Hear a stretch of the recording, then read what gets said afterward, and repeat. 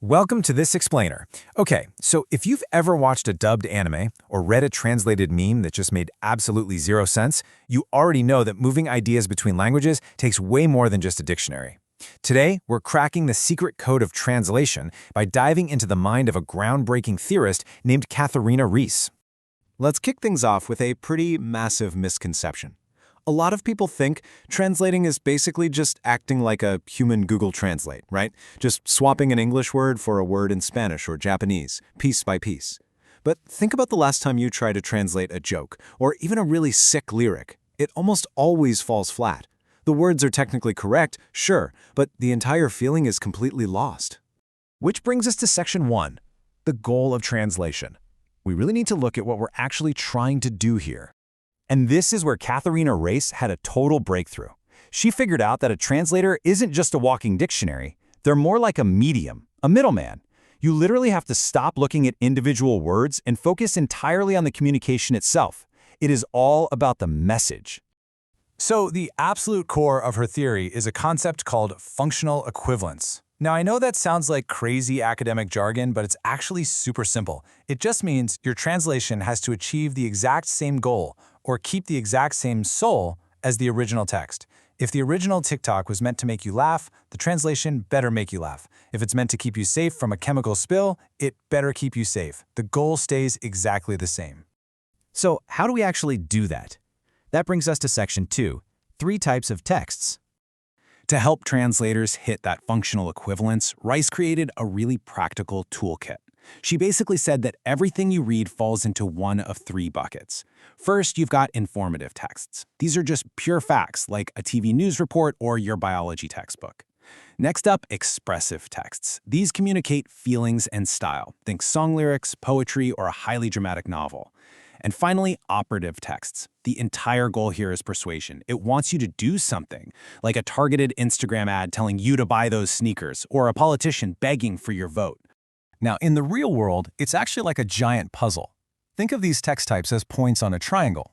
Real-world writing, stuff like biographies, satires, or even a tourist brochure actually floats around inside that triangle, blending the types together. Like, a tourist brochure is informative because it tells you where a museum is, but it's totally operative too because it's actively trying to persuade you to go there and spend your cash. You can essentially look at this like a translator's ultimate cheat sheet. It shows exactly how your game plan has to shift. For informative texts, you focus purely on the content and transmitting facts. Make it clear. For expressive texts, you focus on the vibe, matching the author's artistic style and aesthetic. And for operative texts, your focus is getting a reaction, what academics call the appellative function. Basically, your translation just needs to make people actually go out and do what the text wants them to do.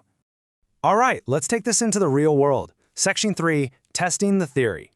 We're going to look at an actual case study, an article titled Parting the Waters from National Geographic magazine. The piece is basically all about Korea and its unique geography. Since it's packed with raw facts and geographical data, it sits squarely in that informative text bucket. According to Reiss, the translator's job here should be simple, right? Just convey the facts plainly.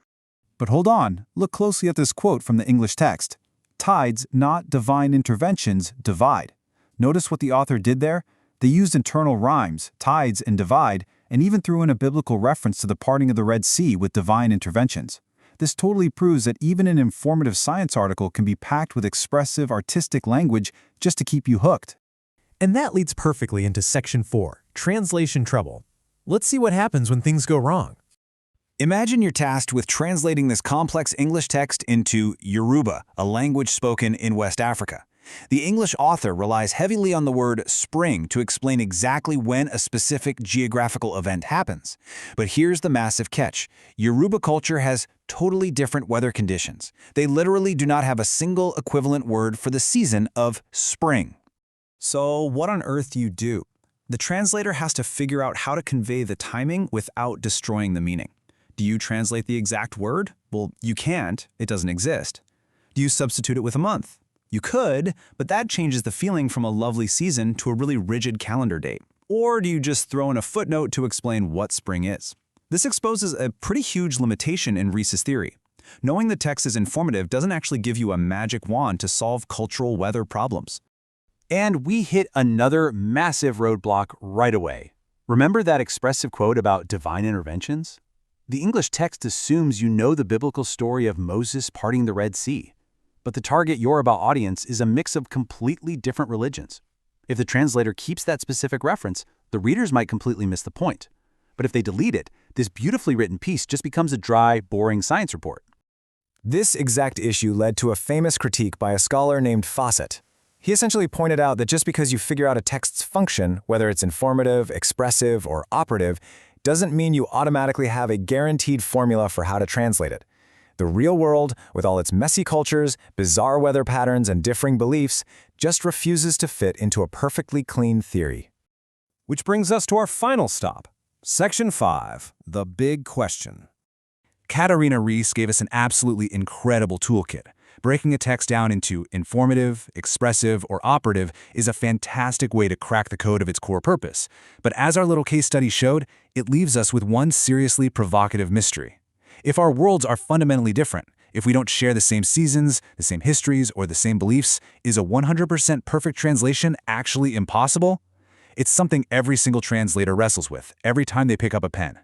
Thanks for joining me on this explainer, and definitely keep an eye out for those hidden codes in the translated worlds all around you.